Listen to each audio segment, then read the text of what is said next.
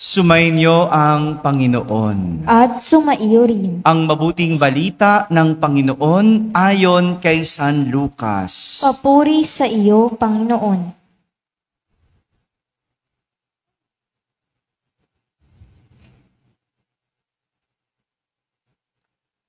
Noong panahong iyon, sinabi ni Jesus ang talinhagang ito sa mga taong ang tingin sa sarili ay matuwid at humahamak naman sa iba. May dalawang lalaking pumanhik sa templo upang manalangin. Ang isa ay Pariseo at ang isa naman ay publikano. Tumindig ang Pariseo at pabulong na nanalangin ng ganito: O Diyos, nagpapasalamat ako sa iyo sapagkat hindi ako katulad ng iba, mga magnanakaw, mga mandaraya, mga mangangalunya, o kaya ay katulad ng publikanong ito. Makalawa akong nag-aayuno sa loob ng 1 linggo. Nagbibigay ako ng 10 ng lahat kong kinikita. Samantala, ang publikano'y nakatayo sa malayo, hindi man lamang makatingin sa langit, kundi dinadagukan ang kanyang dibdib at sinasabi, O Diyos, mahabag po kayo sa akin na isang makasalanan. Sinasabi ko sa inyo, ang lalaking ito ay umuwing kinalulugdan ng Diyos, ngunit hindi ang isa. Sapagkat ang sinumang nagpapakataas ay ibababa, at ang nagpapakababa ay itataas. Mga kapatid, ang mabuting balita ng Panginoon. Pinupuri ka namin, Panginoong Hesukristo. Magsiupo ang lahat at makinig sa homilya. Magandang umaga po sa inyong lahat. O, pagpalain mo yung katabi mo, sabi mo, pinagpalang linggo sa iyo. Yan O, pinagpalang linggo sa mga nasa barangay, sa mga nasa tahanan na nagsisimba via online at sa lahat ng nasa abroad. Sama kayo sa aming banal na pagdiriwang dito sa ating parokya.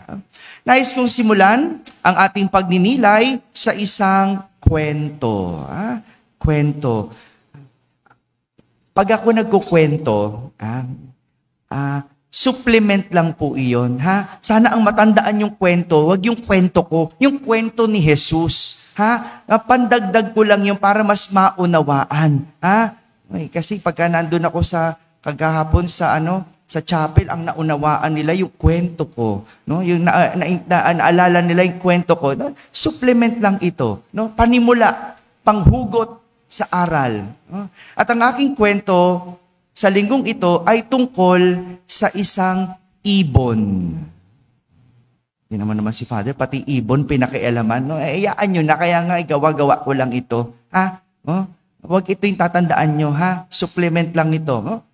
Ang kwento ko ay tungkol sa isang ibon na isang araw naghahanap ng mapapaglagyan ng kanyang pugad. Sapagkat malapit na siyang mangitlog. Di ba ganyan yung mga ibon? Gumagawa ng pugad para meron silang bahay, para meron silang mapag-iitlogan. Pumunta siya sa nakita niyang unang puno. Malaki. Mukhang matibay. At kinausap niya ang puno. Nagpaalam siya na siya'y gagawa ng pugad sa mga sanga nito. Sabi niya, puno, pwede ba akong gumawa ng pugad sa isa sa mga sanga mo?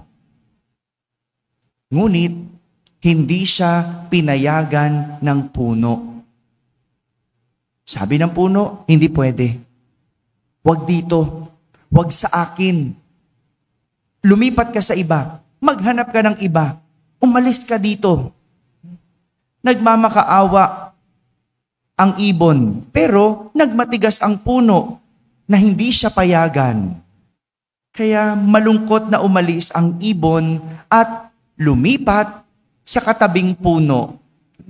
Yung katabing puno, medyo sakto lang. No? Hindi ganun kalakihan. Mas malaki yung una.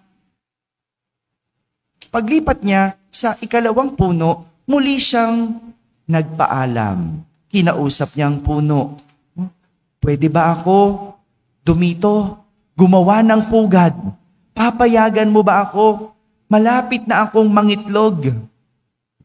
Pero hindi pa siya tapos magpaalam, pumayag agad ang ikalawang puno.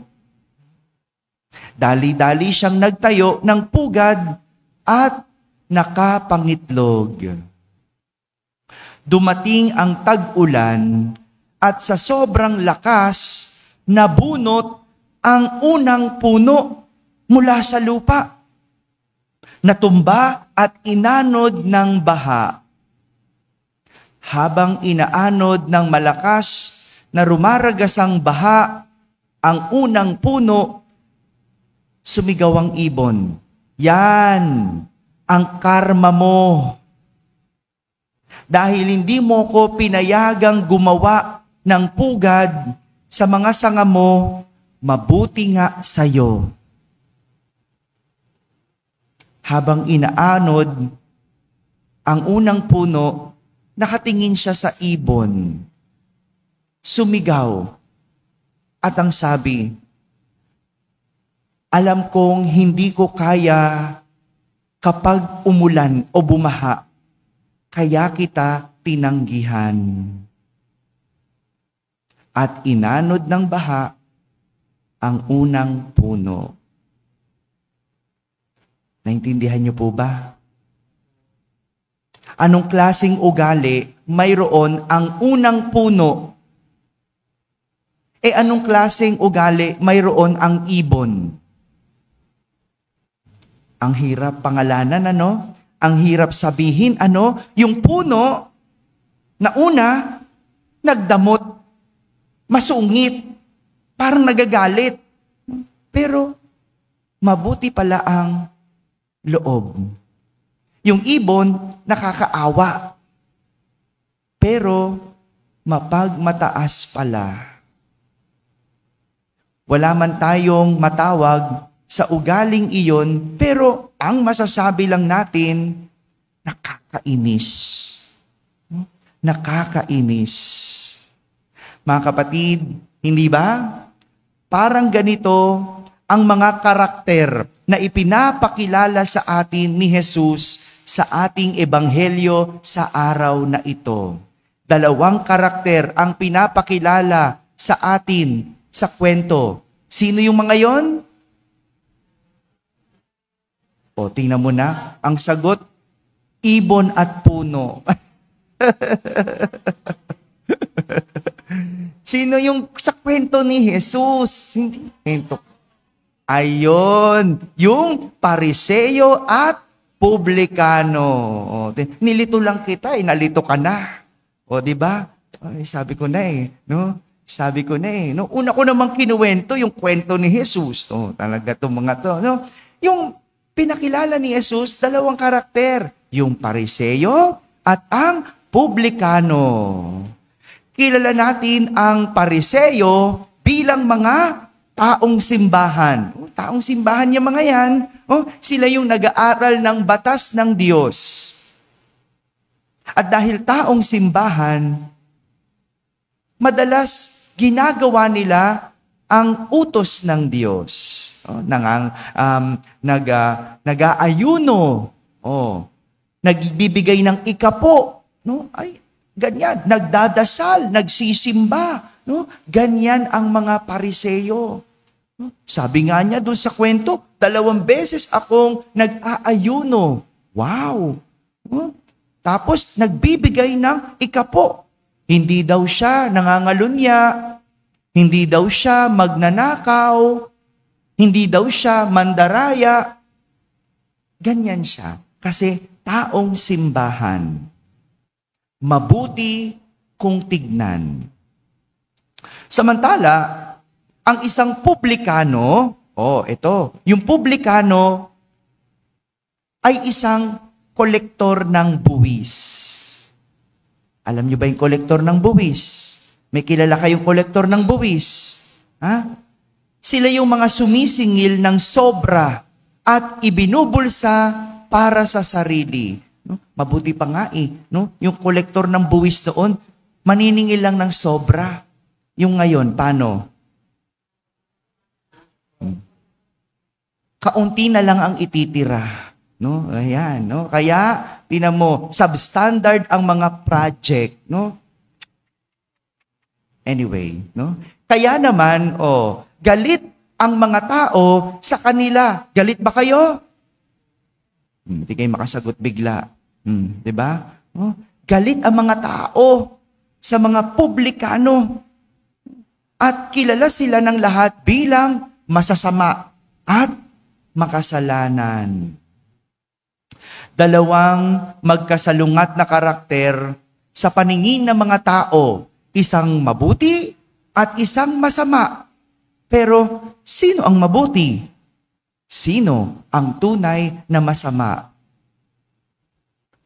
Pero sa kabila ng paningin ng mga tao, may nagkukubling totoo. Sa kabila ng paningin ng tao, may nagkukubling totoo. Ang Pariseo, sa kabila ng kabutihang tingin ng mga tao, mapagmataas, mayabang, at hambog. Iyan ang totoo na hindi nakikita ng mga tao, pero kita ng Diyos. Naipakita niya ito sa pamamagitan ng pananalangin sa Diyos. Sinabi niya, hindi siya katulad ng publikano, magnanakaw, mandaraya, at mangangalunya.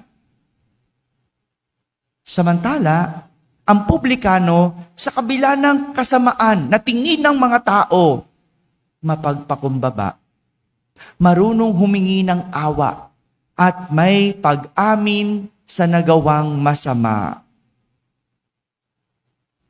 Ito ang irony ng buhay. Ang tingin ng tao ay hindi parehas sa tingin ng Diyos. Kahit magmukha kang nakakaawa sa paningin ng iba, sa Diyos, hindi ka makakaisa. No? Alam niyo, may mga ganyang tao. No? Yung mukha paawa effect, no? Yung tawag pa-victim. No? Pag nagkwento, kala mo nakakaawa. No? Pag nagkwento, kala mo inapi. Abay, syempre, kwento mo yan eh. Ikaw ang bida, di ba? Ganyan. May mga ganyang tao. No? Akala mo sila yung ape. No? Iiyak pa yung ganyan. No? Pero ang totoo, nasa loob. Nasa loob. Yung parang sila pa yung victim, pero sa loob-loob, mga manggagancho. Maraming ganyan sa panahon ngayon. Ingat tayo. Lalo magpapasko. Kunyari, didikit-dikit sa'yo. Kinakausap ka, pero sa huli, binubudol ka na. Ini-scam ka na. Meron iba, akala mo, hirap na hirap. Pero ang totoo, sila yung pahirap. Hirap na hirap. Pero nung nakakuha na ng 4-piece, ayun, nasaan? Nasa saklaan. Asaan? Ayun, nakikipag-inuman. No? Pero nung ubos na yung pera, kawawa naman kami. Mahirap, walang pangsaing, walang pamalengke. Uy, gising, ano sinasabi mong ganyan? Mag-ingat sa mga tao, hindi kung ano ang nakikita sa panlabas, iyon ang totoo. Kaya nga, pinapakita sa atin ni Propeta Sirach sa unang pagbasa kung ano ang nakikita ng Diyos. Ang sabi ni Propeta Sirach, ang Panginoon ay Diyos ng katarungan. Wala siyang itinatangi sino man. Hindi siya kumikiling kanino man laban sa mahirap. Sa halip, Agad niyang dinirinig ang naaapi. Ganyan tumingin ang Diyos. Kilala ng Diyos ang tunay na api at kawawa. At sa kanila, ibinibigay ang kanyang awa. Mga kapatid, magandang tignan. Sa linggong ito, alin ako sa dalawang karakter? Sino ka doon? Ang Pariseo o publikano? O sige na nga, yung naalala nyo, alin ka doon? Ikaw ba yung puno o ikaw yung ibon? Yung puno, tingin, masungit. Oh, bawal yan, hindi ganyan, wag ganyan, galit. Pero ang totoo, merong malasakit. O ikaw yung ibon, mukha kang api, mukha kang kawawa. Pero ang totoo, mapagmataas. Kapatid, ang tunay na sukatan ng ugali ng tao ay ang kanyang ginagawa kapag walang nakakakita. The true test of a man's character is what he does when no one is watching. Amen? Amen. Mamaya po, bago ang ating banal na misa sa ika-6 ng gabi, sa ganap na ika-4 at kalahati ng hapon, meron tayong prosesyon. No? Prosesyon po ng ating mahal na Santo Rosario. 75 years po kasi na pinagdiriwang dito sa ating parokya ang Black Rosary. Imagine mo yun? No, hindi pa tayo parokya, meron ng umiikot na imahe ng mahal na birhen at nagdarasal ng Santo Rosario. At yun po yung ating pinagdiriwang sa araw na ito. Kaya mamayang gabi, yung alas 6 ay Fiesta Mass. No? Fiesta Mass. Dahil nakasimba na po kayo, sana makiisa po kayo sa kahit man lang prosesyon. No? At magsuot ng kulay puti. No? Simula po ngayon hanggang sa mga susunod na linggo, hinihiling po at inaanyayahan po kayo ng simbahan na magsuot ng kulay puti.